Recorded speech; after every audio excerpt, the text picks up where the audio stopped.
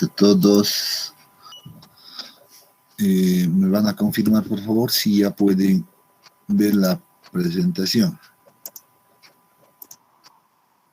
Excelente. Entonces vamos a iniciar rápidamente, ya hablando de este nuevo capítulo que lleva el título de Resistencia al corte. Es nuestro quinto capítulo de la asignatura, ¿no? En el orden que vamos desarrollando. Este es uno de los capítulos también que es muy importante, ¿no? Es uno de los capítulos bastante interesantes donde vamos a ver algunos conceptos de resistencia de los materiales, ¿ya? Conceptos de resistencia al corte sobre todo, y cómo se genera en el suelo estos esfuerzos o esta resistencia al corte, ¿no? Vamos a ver, hablar mucho en realidad de varios factores que tienen cierta incidencia en la resistencia al corte del suelo. Vamos a hablar en este capítulo de ensayos de laboratorio que miden la resistencia al corte. En realidad, gran parte del contenido de este capítulo pues está relacionado con ensayos de laboratorio, los cuales siempre es necesario desarrollarlo y verlo un poco a detalle o inclusive al detalle aquí en este capítulo. En ese sentido, de hecho ya les adelanto que casi el 50% va a ser una revisión teórica de los conceptos y el otro 50% va a ser una revisión de ensayos de laboratorio relacionados con la resistencia al corte. Ya vamos a revisar varios ensayos, vamos a ver algunos detalles, su procedimiento, su interpretación, que es lo que más nos interesa, etc., ¿no? Entonces vamos a entrar en esa dinámica, ¿ya? Entonces empecemos a hablar ahora de los conceptos. Siempre es bueno tratar de entender en realidad inicialmente el concepto de cada temática, ¿no? Si no, no tendría sentido. Hay que entender entonces en este caso también el concepto de la resistencia al corte en los suelos, ¿ya? Para aquello vamos a empezar mostrando algunas imágenes, ya vamos a empezar mostrando algunas imágenes que son característicos en realidad de este concepto, ¿no? Entonces, la primera imagen que observamos, por ejemplo, es este ejemplo bastante simple, ya de una zapata de fundación, por ejemplo, a la cual se le aplica una cierta carga que es producto de la estructura, ¿no? Y dice el suelo, pues entonces va a reaccionar, ¿no? Ya hemos visto que por debajo se generan esfuerzos verticales también, ¿no? Hemos visto que también hay esfuerzos horizontales, los cuales no hemos tocado todavía, ¿no? El tema de los esfuerzos horizontales no los hemos visto. Pero ahora nosotros vamos a ver en este capítulo el otro componente que se desarrolla en la masa de suelo, que es la resistencia al corte, ¿ya? Teóricamente va a ocurrir esto. Eso es lo que nos dice la bibliografía, la teoría, los autores que han estudiado bastante este capítulo, nos dicen, bueno, si nosotros aplicamos gran carga por acá, una gran carga, que sea muy grande, entonces el suelo va a resistir de alguna manera pues a ese efecto cortante, ¿no? Sin embargo, cuando esta carga es demasiado grande, bueno, el esfuerzo cortante generado por la carga pues empieza a ser mucho más grande y va a empezar a tratar de movilizar a esta fundación a través de un plano de falla, ¿no? Entonces aquí empezamos a definir un plano de falla que está definido de una forma medio curva, en este caso una forma curva es la que maneja, ya este es el plano de falla, vamos a ir anotando. Ahí tenemos nuestro plano de falla. El esfuerzo cortante generado por la fuerza es esta, ya es la que está tratando de mover a todo este bloque de acá, de este bloque que queda por encima de este plano de falla, ¿no? Y el terreno, obviamente, está resistiendo también como una especie de fricción, ¿no? Como en la física veíamos ese coeficiente de rozamiento, ¿no? Había un coeficiente de rozamiento que se oponía al movimiento. Entonces, la resistencia al corte del suelo, pues, hace eso, se opone al movimiento, está tratando de aguantar lo más que se pueda, ¿no? Entonces, este es el valor de resistencia al corte que nosotros necesitamos conocer para poder entrar dentro de un rango de seguridad, ¿no? Entonces necesitamos conocer cuál es el límite de resistencia al corte que el suelo va a soportar. Entonces, todo este capítulo está dedicado a determinar esto, a hablar justamente de cómo determinamos esto, hablar de qué depende este parámetro, ¿no? Perdón, se me ha ido bastante largo esto, ¿ya? Les decía, a hablar, hay que ver, identificar, pues, función de qué es esta resistencia al corte, de qué depende, en otras palabras, ¿no? ¿Cuáles son esos factores? Y finalmente, cómo lo podemos determinar en los diferentes materiales. Entonces, vamos a hablar de todo eso, ¿no? Entonces, ese es el objetivo principal de este capítulo, conocer toda la información respecto al esfuerzo cortante que el suelo va a soportar, ¿no? Ya que si este esfuerzo, esta resistencia más bien es superada por la resistencia que está generando esta carga, pues entonces estaríamos en una condición de falla, ¿no? El suelo estaría fallando por resistencia al corte y es algo que en el diseño geotécnico pues se controla, ¿no? No tenemos que dejar que pase aquello. Ya, si bien vamos a conocer ese valor, pues eso, y a partir de aquello, pues nosotros aplicamos ciertos factores de seguridad para entrar dentro de un rango seguro. Un segundo ejemplo, pues es un caso donde vemos a menudo, ¿no? También es un talud en este caso, ya no es una fundación, pero es el caso de un talud, donde también se produce el efecto de la resistencia al corte, ¿no? Entonces empezamos a ver, por ejemplo, que si tenemos un talud con una determinada pendiente, esta pendiente en realidad pues va a generar, ¿ya? Va a generar una cierta carga, un cierto peso, y ese peso pues se transforma nuevamente en esfuerzos cortantes que tienden a movilizar esta masa de suelo de acá y definido por un nuevo plano de falla, ¿no? Entonces aquí estamos viendo un plano de falla también algo circular, ¿no? Sin embargo, nuevamente vemos que la resistencia al corte, por ejemplo, acá está siendo soportada también por el terreno, ¿no? En sentido contrario, siempre se va a oponer a ese movimiento. Entonces, el concepto es prácticamente el mismo. Bueno, esta es una imagen que lo he extraído de un artículo de un profesor argentino en realidad, ¿ya? Donde nos muestra, por ejemplo, un experimento que realiza en laboratorio a una escala reducida, obviamente, a la cual le pone ciertos niveles de control, ¿no? Obviamente su objetivo de este trabajo era el de verificar la posición del plano de falla, ¿no? Y la forma sobre todo, ¿no?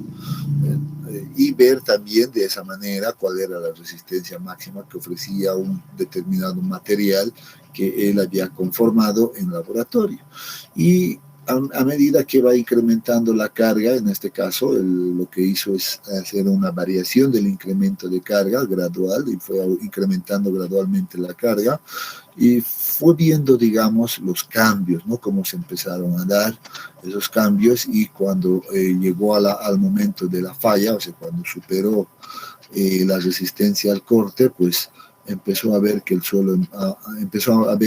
suelo se movía en esta dirección, ¿no? En esta dirección vino y vean cómo ha empezado a movilizarse, generando una especie de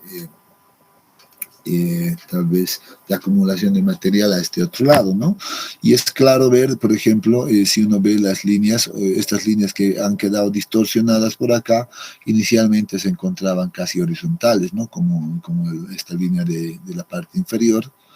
Y aquí vemos que ya se distorsionaron, ¿no? Vean que esta parte empezó a bajar de esa manera y a partir de este punto empezó a subir, ¿no? Generando básicamente ese camino del plano de falla. Y aquí pues lo que el autor hace es definir justamente esa forma del plano de falla, ya haciendo, bueno, en este caso haciendo una interpretación de acuerdo a la teoría y observa que en realidad el plano de falla pues sí tenía o tiene esa curva y que además pues inicia siempre en el extremo de donde se está aplicando esta fuerza vertical, ¿no? Entonces estamos por acá, vemos eso no quiere decir que siempre la falla o el plano de falla se va a dar en esta dirección, ¿no? Entonces puede darse también en esta otra dirección, dependiendo, eso ya depende del mismo material, ¿no? Hacia dónde va a ceder la primera cedencia, ¿no? Entonces, verificamos en realidad lo escrito en los textos a partir de este experimento y bueno, con esa información empezamos a poner ciertas directrices para definir el concepto de resistencia al corte. En este punto lo que nos recomiendan es lo siguiente, ¿no? Considerar que la resistencia al corte es el resultado de la resistencia al movimiento entre partículas, ¿no? Esa es una conclusión a la cual se llega, o sea, las partículas empiezan a moverse, en otras palabras, ¿no? Esta deriva, dice, de ese movimiento deriva de la resistencia a la fricción que existe entre las partículas y la cohesión que se tiene entre partículas. O sea, lo que nos está diciendo es que la resistencia al corte del suelo va a ser función de dos cosas importantes, principalmente, ¿no? Que va a derivar del componente de la friccional, ya, aquí va a estar compuesto la fricción y la fricción que existe entre los materiales, ¿no? Y hemos visto en el capítulo anterior que las partículas sólidas pues van a entrar en contacto siempre, ¿no? Entonces, si hacemos un plano que pase por estas dos partículas, aquí se dice que esta partícula pues en algún momento a través de este plano se va a mover, ya se va a mover a otra posición, ¿no? Pero para moverse de este punto hasta este otro punto, ha tenido que desarrollar una fricción en todo este punto de contacto, ¿no? Entonces, esa fricción, pues, es el componente también importante que le va a dar cierta característica a o cierta resistencia a al problema, ¿no? Entonces vamos a tener, es un componente. El segundo componente que tiene que ver con la resistencia al corte, pues como dice, es la cohesión. Ahí tenemos aquello, la cohesión, ¿no? Entonces, resultado de varios trabajos, pues entonces se llega a esa conclusión, ¿no? Entonces, la resistencia al corte de un suelo está compuesto por dos componentes, un componente friccional y un componente que tiene que ver con la cohesión. Entonces, vamos a ver justamente esos detalles, pues, más adelante, ¿no? Aquí tenemos, por ejemplo, una falla bastante conocida en la literatura de la geotecnia. Ya es una falla bastante, es un ícono en realidad ya de la geotecnia por el tipo de falla que se ha producido, ¿no? Entonces, este es un caso, un ejemplo clásico ya de la falla por resistencia al corte o falla por capacidad portante, que también lo denominan muchos autores, ¿no? Entonces, vemos que cuando el suelo falla por resistencia al corte, pues nuestras estructuras van a quedar pues inclinadas de esta manera, ¿no? Y es, si uno recuerda el caso simple, por ejemplo, de la fundación, aquí voy a ponerlo de manera pequeña simplemente, ¿ya? Aquí voy a ponerlo de esa manera, ¿ya? Entonces, lo que está ocurriendo acá a gran escala, obviamente, es que si esto se va a mover, se va a desarrollar a través de este plano de falla, ¿ya? Entonces, en algún momento, este elemento o esta estructura pues va a quedar de esta manera, ¿no? Voy a utilizar otro color para que esto sea más notorio. Por ejemplo, en algún momento esto se va a volver pues de este tipo, ¿no? Va a estar prácticamente así, ¿no? Entonces ha sufrido un vuelco en esa dirección y eso es lo que vemos aquí también en la estructura, ¿no? Esto estaba completamente vertical y ha sufrido un vuelco, seguramente que su plano de falla está pues por aquí, ¿no? No sé, más por ese lado, ¿no? Entonces, a través de eso, bueno, esto ha quedado también bajo la misma configuración, ¿no? Entonces, un ejemplo clásico de falla por resistencia al corte. Cuando uno empieza a trabajar con el diseño de estructuras, ya entonces lo primero que hace es realizar su estudio de suelos y el estudio de suelos pues tiene que verificar la resistencia al corte del suelo, tiene que garantizar, tiene que dar la información de cuál es el valor máximo que va a generar una falla por corte, por ejemplo, y luego cuál es el valor que va a ser el seguro, por así decirlo, para evitar estos eventos, ¿no? Entonces la idea es evitar este tipo de fallas, ¿no? Entonces para eso se utilizan distintos factores de seguridad, ¿ya? Pero antes de conocer el factor de seguridad hay que conocer cuál es la resistencia máxima al esfuerzo cortante, ¿no? Entonces, bien, con todo aquello, pues dice acá ya como una definición previa, dice el esfuerzo cortante de un suelo se ha definido como la última o máxima resistencia que el suelo puede soportar, ¿no? O sea, vean el término, ¿no? Es el esfuerzo último, es el máximo en realidad valor, es el máximo valor de resistencia que el suelo puede soportar, ¿no? Entonces, una vez rebasado aquello, pues empieza a movilizarse para llegar a la condición de fallo, ¿no? En este caso, describimos, dice, específicamente se ha expresado que la resistencia interna que ofrece la masa de suelo por área unitaria para resistir la falla al deslizamiento a lo largo de cualquier plano dentro de él. Es la aclaración que se hace, ¿no? Pero seguro que con estos conceptos que vamos a ver ahora, iniciando el concepto de fricción, pues vamos a entender a qué hace referencia, cómo se genera esa resistencia al corte en los suelos, ¿ya? Una primera idea, si alguien ve, digamos, la imagen, digamos, a nivel micro, seguramente será pues esto, ¿no? Que va a pensar que cuando se movilizan las partículas, pues entonces empiezan a romper a toda partícula que se atraviesa por el plano de falla, ¿no? Entonces, sin embargo, eso no ocurre. Por tanto, la resistencia al corte no mide la resistencia de cada una de las partículas, no mide su resistencia. Lo que mide es la resistencia friccional y por tanto lo correcto es indicar que el plano de falla pues va a tener esta forma, ¿no? Entonces, vean, dependiendo de la forma de las partículas, el plano de falla pues va a estar pasando entre los contactos entre las partículas sólidas, ¿no? Como se está mostrando acá. Esta es la representación correcta de la resistencia a la fricción, ¿no? Que se desarrolla en la masa de suelo. Entonces, bajo este principio vamos a empezar a analizar el concepto y luego también tratar de hacer una interpretación gráfica de esto, ¿ya?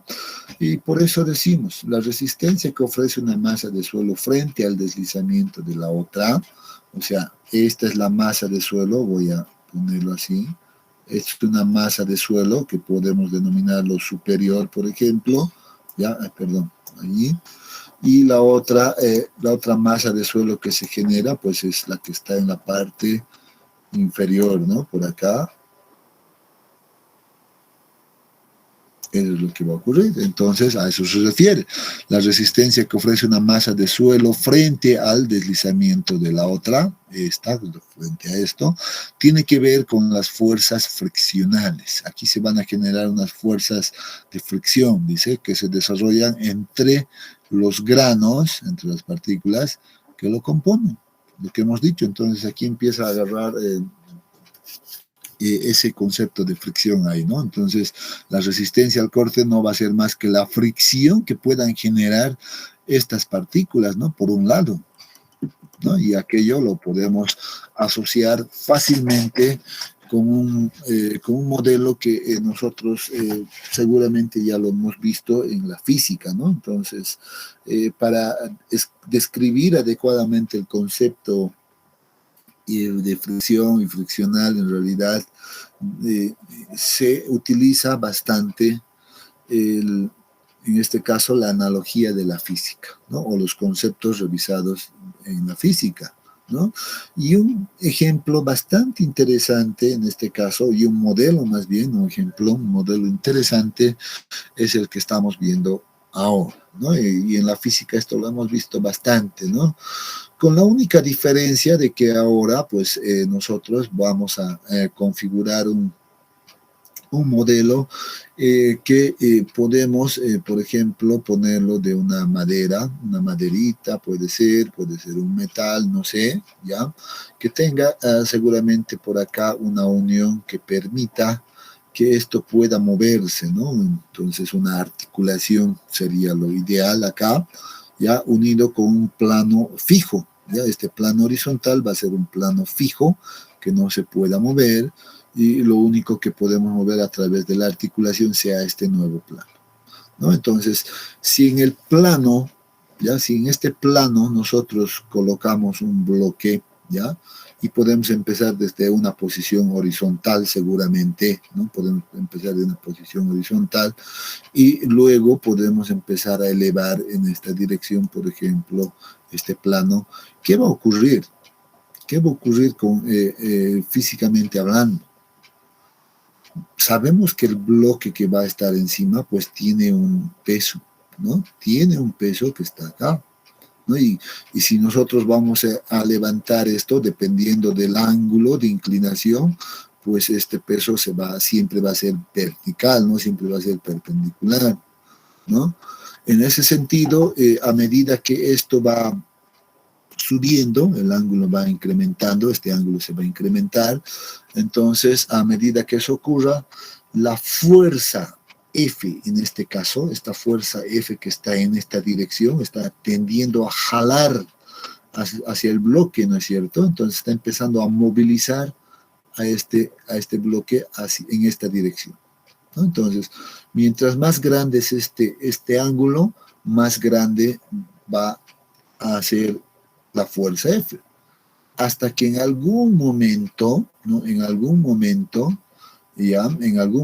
cuando para un ángulo alfa máximo, vamos a decir, para un ángulo alfa máximo, en este caso, pues esta fuerza va a ser mucho mayor a la fuerza de rozamiento que se está generando entre el contacto entre este plano y el bloque, ¿no? Va a ser mucho mayor, va a rebasar esa fuerza y entonces el bloque va a empezar a moverse de esta manera, ¿no? Empieza a movilizarse en esta dirección, ¿no? Poco a poco.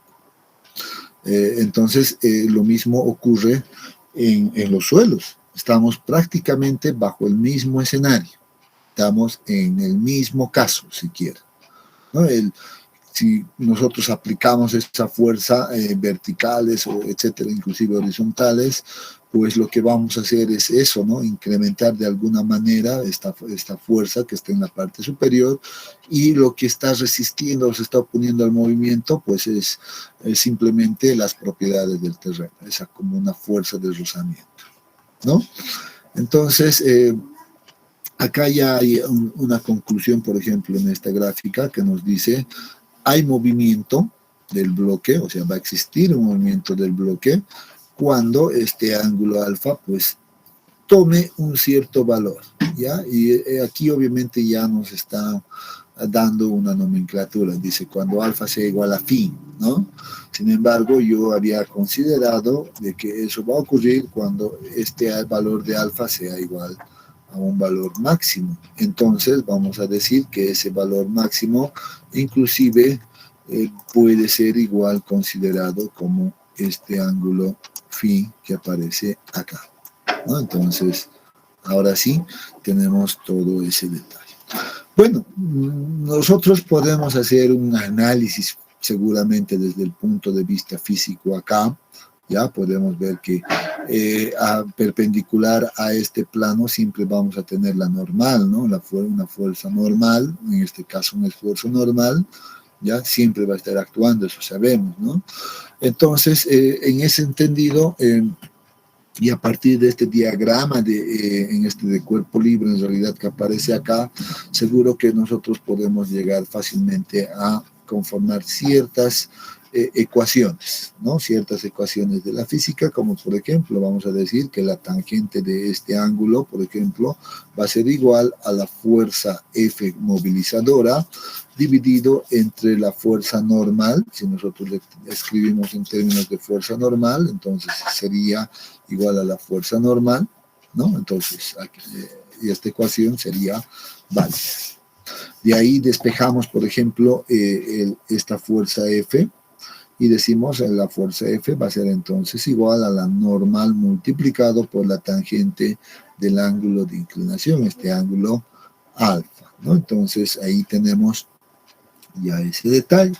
Y si nosotros conociéramos el área donde está actuando, por ejemplo, este bloque, donde se está apoyando el bloque, y dividimos en realidad esto, pues vamos a tener esto en términos de esfuerzos, ¿no? Eso vamos a llegar seguramente a ese punto.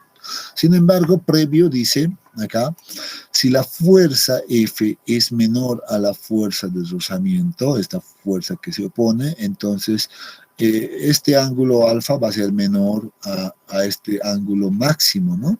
Entonces, no existe movimiento del bloque. Eso es lógico, ¿no? Todavía no hay la fuerza suficiente, por ejemplo, para generar esa movilización. Pero si llegamos, por ejemplo, a la condición de que la fuerza F por lo menos ya iguala a la fuerza resistente, entonces ya podemos decir de que este ángulo alfa va a ser igual al máximo, ¿ya? Y definido por phi ahora, donde vamos a empezar a notar ya el movimiento del bloque. Ya estamos, vamos a ver que el bloque ya se puede ver esto, ¿no? Ya se puede mover poco a poco, ¿no? Y de esa manera, en ese instante que inicia el movimiento, entonces vamos a poder decir que como que F es igual a la fuerza resistente. Entonces, pues en la ecuación que habíamos dejado anteriormente, pues reemplazamos, en vez de esta fuerza, reemplazamos la fuerza resistente, ¿no? Y la fuerza resistente va a ser igual entonces a la normal por la tangente del ángulo. Entonces, es una conclusión a la cual estamos llegando. Ya estamos tratando de definir de alguna manera pues la ecuación que va a gobernar a la resistencia al corte, ¿ya? Paréntesis aquí, un paréntesis. Es muy interesante que nosotros lo veamos, que ustedes, sería muy interesante que ustedes puedan ver este experimento. Es un experimento bastante simple de hacerlo. Uno puede agarrar en su casa una base cualquiera, ¿ya? Sin importar inclusive si conoce o no conoce esta fuerza resistente, ya es este coeficiente de fricción, o si prefiere puede utilizar madera, que en realidad de la madera uno puede conocer fácilmente ese valor, ¿ya? Pero no es necesario. En realidad lo que me gustaría que vean ustedes es este efecto del movimiento que se va a ocurrir. Pueden ponerle encima, por ejemplo, no sé, algún otro bloque, puede ser de madera, puede ser de otro material, no sé, cualquier cosa, o una cajita que esté y que lleve dentro algún peso adicional para generar un cierto peso, etcétera.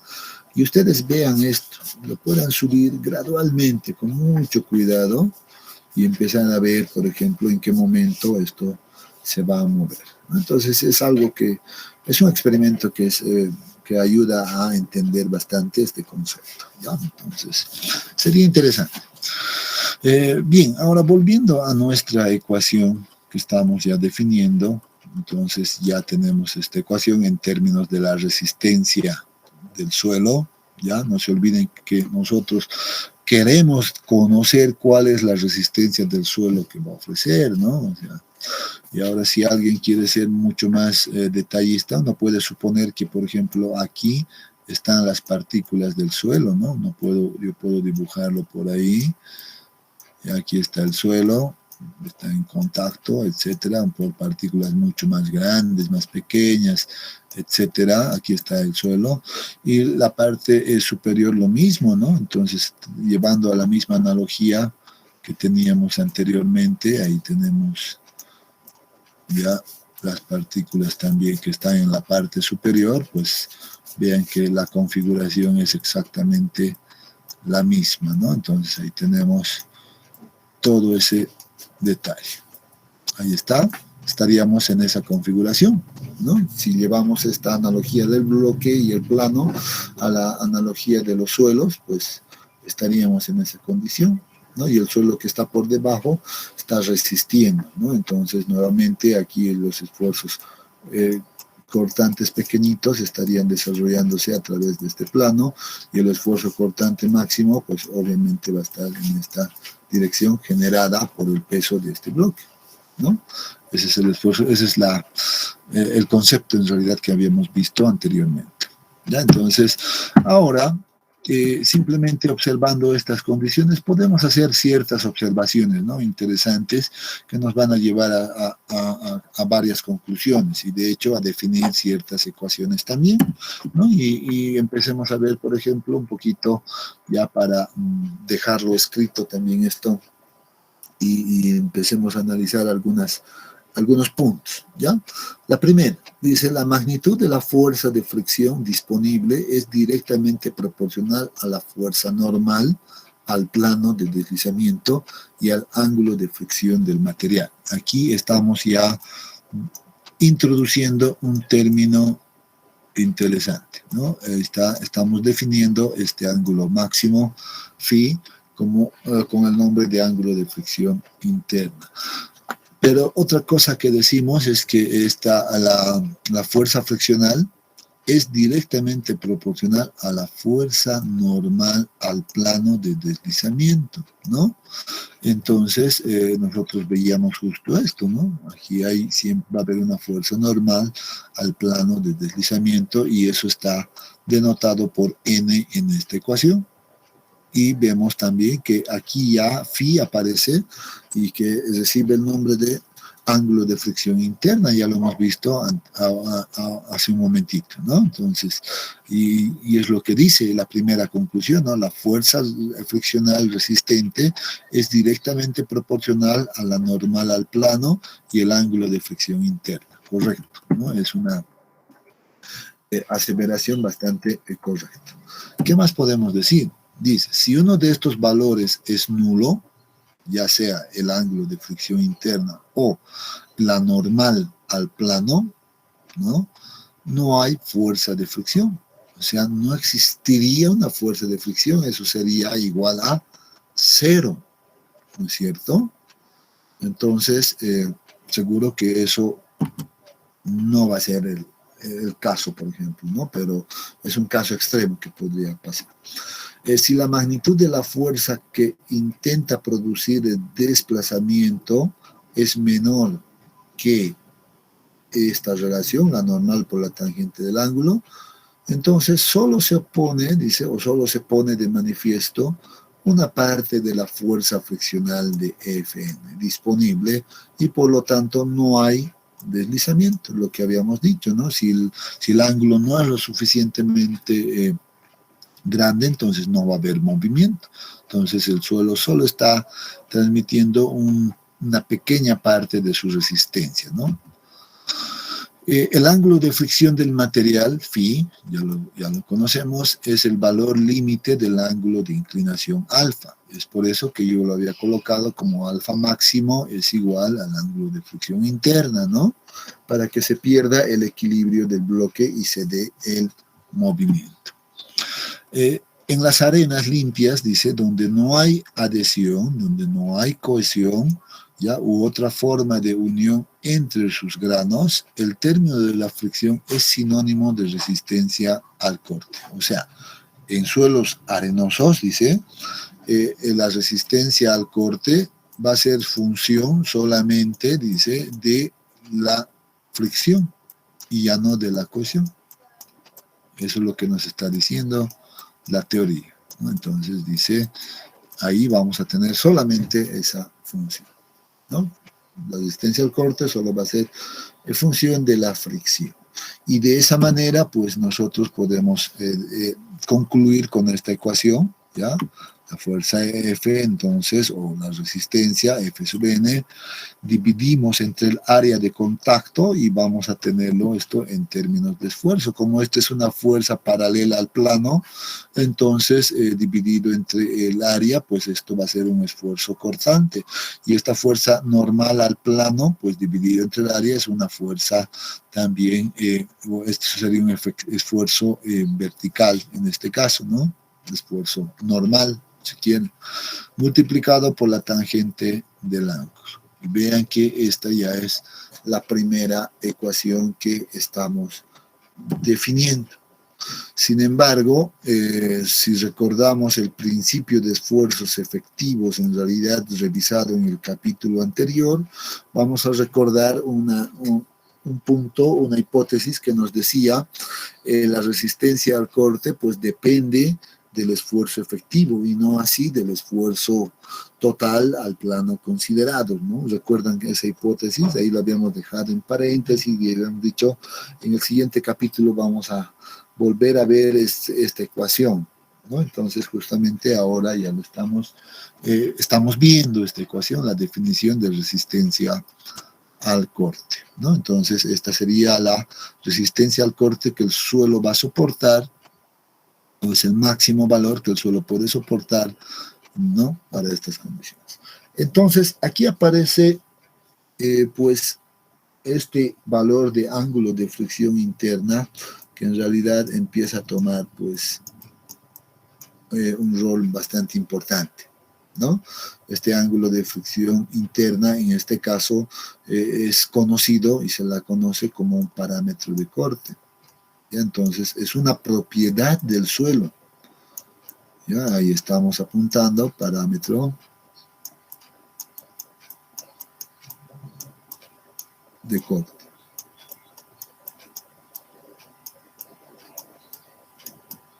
Es un parámetro de corte, es un parámetro de resistencia al corte.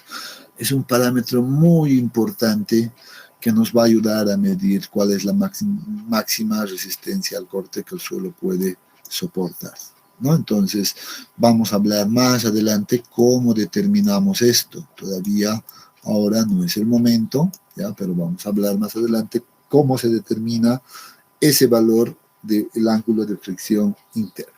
El caso del esfuerzo efectivo, seguro que es ya conocido para nosotros, ¿no? El día de ayer hemos concluido, por ejemplo, con este cálculo y todos recordarán que el esfuerzo efectivo no es más que el esfuerzo total menos la presión de poros, ¿no? En un punto específico. Entonces, vean que estos, el cálculo de la resistencia al corte bueno, resulta ser bastante simple si conocemos esta propiedad y conocemos el esfuerzo efectivo, ¿no? Entonces, vamos a empezar a anotarnos entonces esta ecuación que aparece ahí. Veamos el segundo componente, ¿no?, de la resistencia al corte. Y este segundo componente, pues, es el concepto que está relacionado con el concepto de cohesión, ¿ya? Y este concepto de cohesión, pues, se debe en realidad al fenómeno de capilaridad que puede producirse en el suelo, ¿no? Y dice, actúa sobre los granos de la muestra, en este caso, una fuerza de tensión superficial que provoca una resistencia adicional al esfuerzo cortante que se denomina cohesión, que depende además del contenido de humedad. Este es un parámetro muy interesante, ¿no? El contenido de humedad en este caso va a jugar un rol muy importante, sobre todo en algunos materiales que tienen esta resistencia cohesiva o tienen esta propiedad de cohesión, ¿no?, debido a este efecto de capilaridad.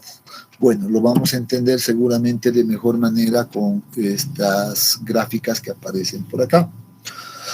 ¿Ya? Entonces aquí tenemos un ejemplo de una arena, ya unas partículas de arena que inicialmente suponemos que están secas. Ya aquí si la arena estuviera seco, pues aquí no se genera tensión superficial acá, ¿no?, entre el contacto entre estas dos partículas sólidas. No hay ninguna fuerza de tensión superficial cuando el material está seco. Pero si ahora nosotros le adicionamos una cierta cantidad de agua, le saturamos si quieren, ya le saturamos, ya va a estar en una condición saturado.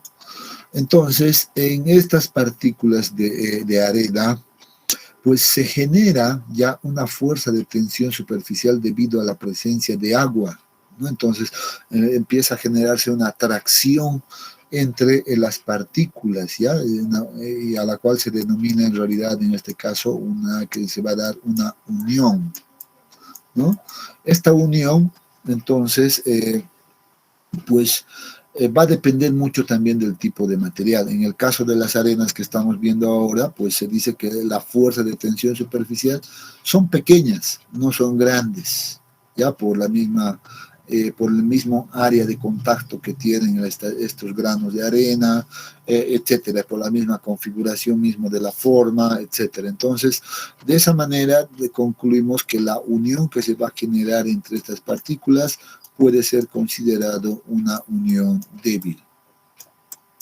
Ya es una unión débil.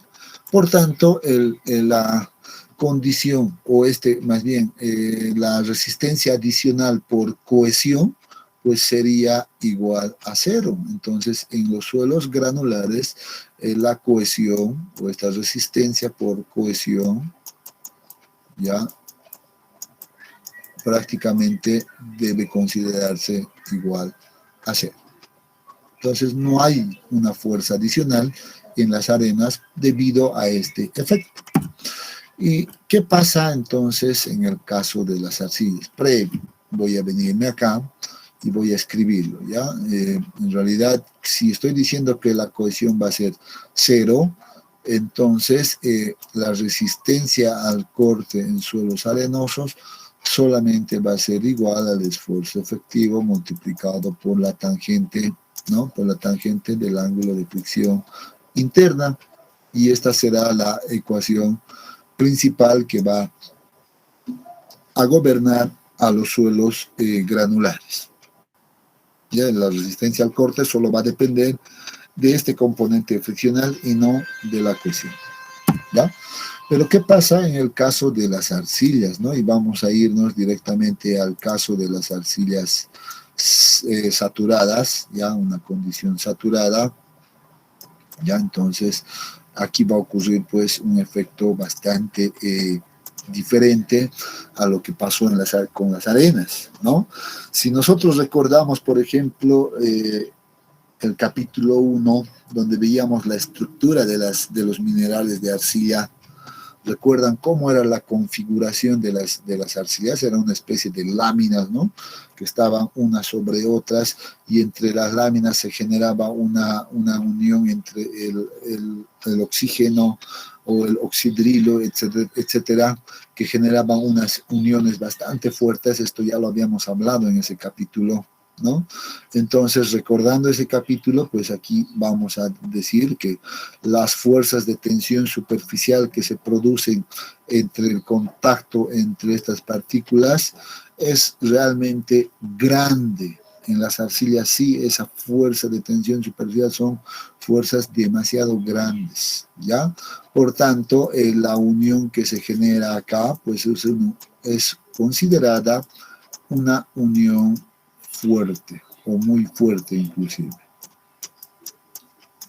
¿Ya? Entonces, eso significa que más bien las arcillas tienen un componente de resistencia al corte bastante importante, pues por la cohesión misma. Entonces la cohesión aquí juega un rol muy importante en los suelos arcillosos, ¿no? Y el componente friccional, por ejemplo, tal vez sea una parte muy ya no tan importante como en el caso de las arenas, por ejemplo, ¿no?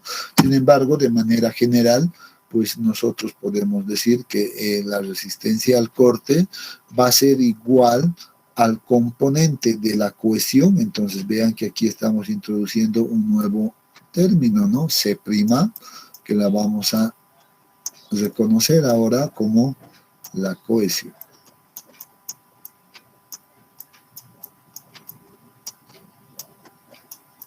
Esa es la cohesión, ¿no? Entonces, la cohesión que estábamos hablando está denotado por la letra C', ¿no? Entonces, y que además es un componente que representa una resistencia bastante fuerte, ¿no? Más, bueno, aquí ya está en términos de esfuerzo total y presión de poros, pero yo sé que esto es el esfuerzo efectivo, ¿no? Todo esto. Entonces, más el esfuerzo efectivo por la tangente del ángulo, si estamos en esta condición. Entonces, para los suelos arcillosos, aparte del componente friccional, pues se introduce el componente por cohesión, ¿no? Entonces, la ecuación general quedaría de esta manera. Y entonces vamos a empezar a anotar estas ecuaciones también, jóvenes. Ya no las vamos a... Ya tenemos que empezar a familiarizarnos con estas ecuaciones, que la vamos a manejar mucho durante todo este capítulo. Bien, a ver, antes de pasar a lo siguiente, si tienen alguna consulta, algún comentario al respecto de todo lo que hemos visto. Hasta ahora lo que estamos haciendo es una revisión netamente teórica, ¿no? Estamos tratando de explicar toda la parte teórica. Si tuvieran algún comentario, pues adelante.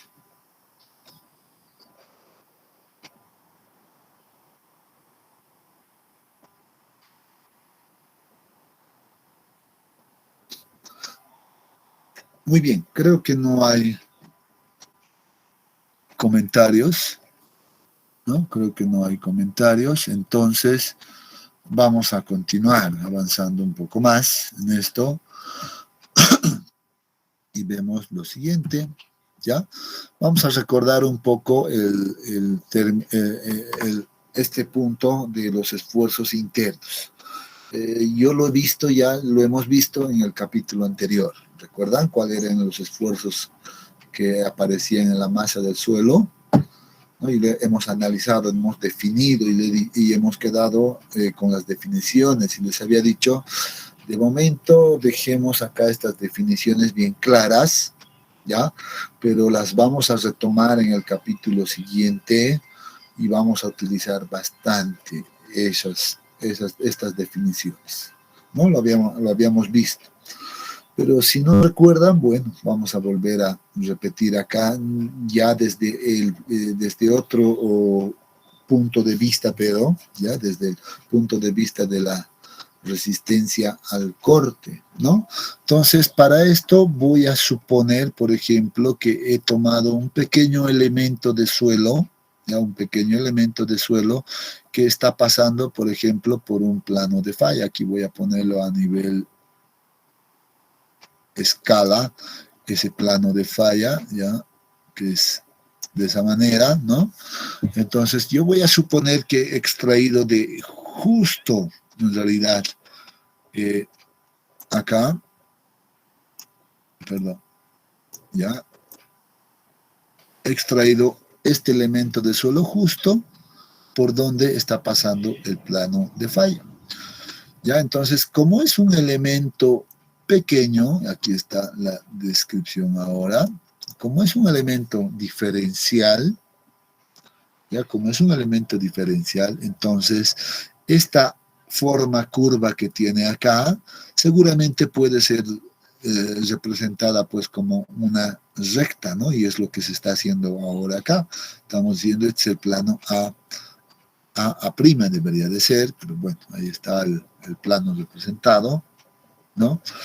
Y decimos, en este caso, pues muy bien, si nosotros trazamos una horizontal por algún punto, y aquí voy a poner esta descripción, ya, trazamos una horizontal, A mayúscula, ya este plano, pues vamos a reconocer que aquí se produce, por ejemplo, un ángulo θ.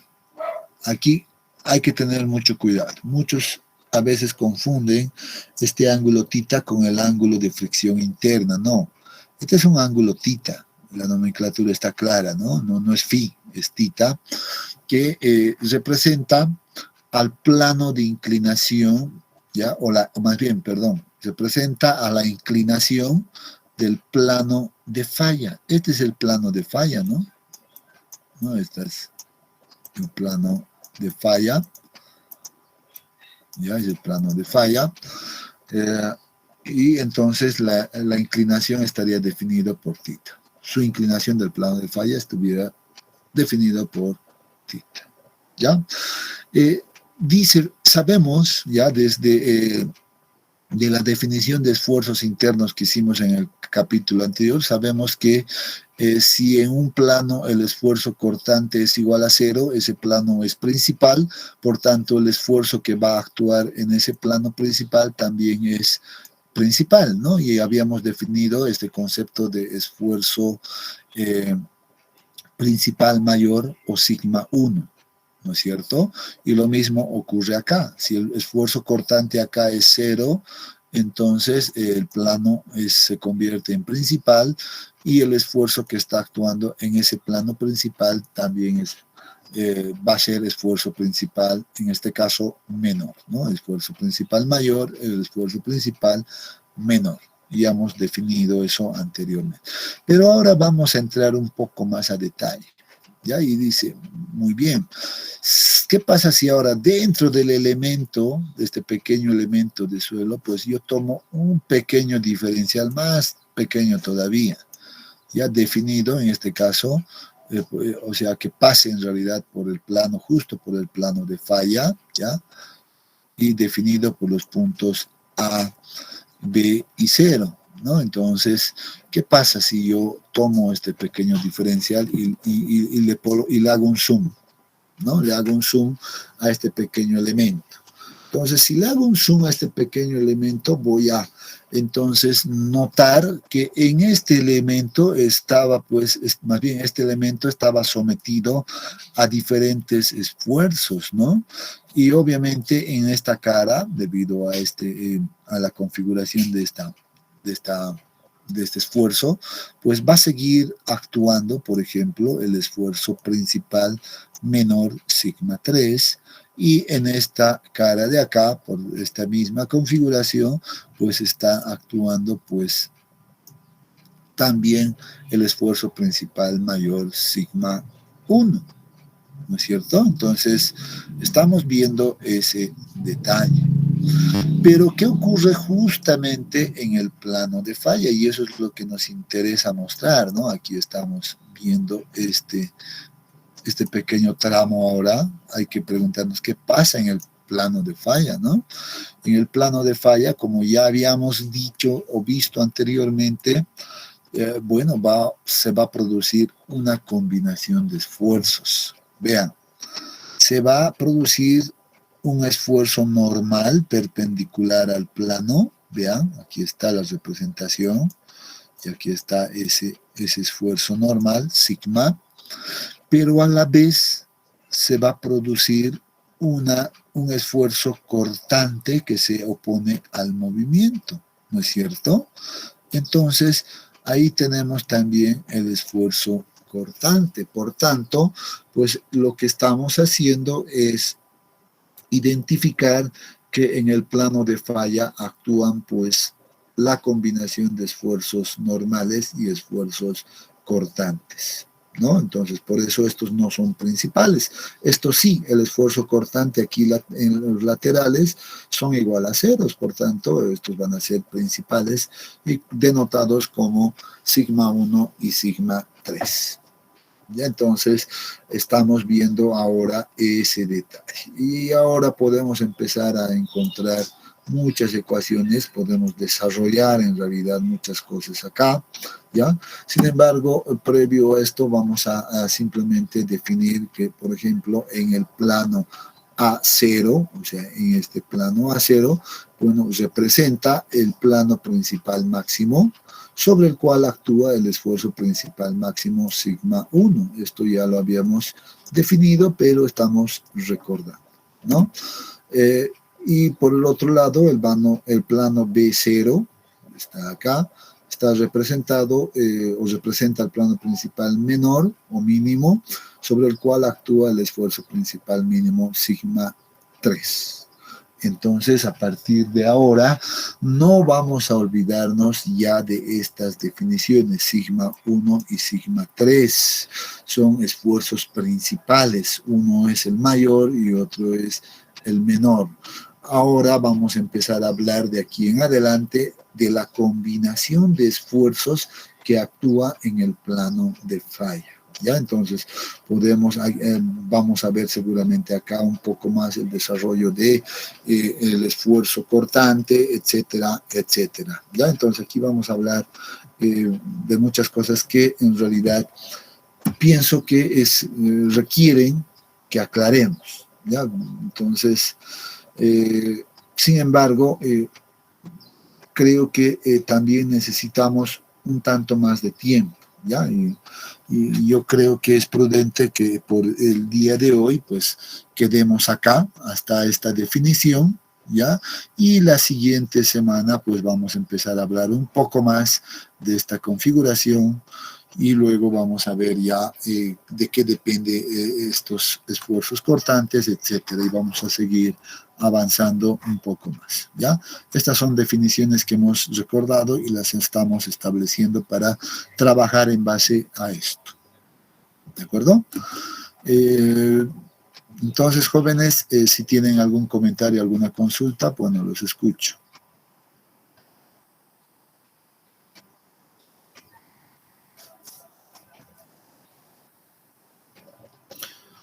No tenemos consultas. Entonces, vamos a dejarlo por acá el día de hoy, ya después de haber hecho una introducción y una revisión teórica de estos conceptos, pero nos vamos ya lo vamos a dejar lo siguiente para la siguiente semana, el día miércoles. Ya quedaremos acá entonces, jóvenes, y que tengan un excelente fin de semana.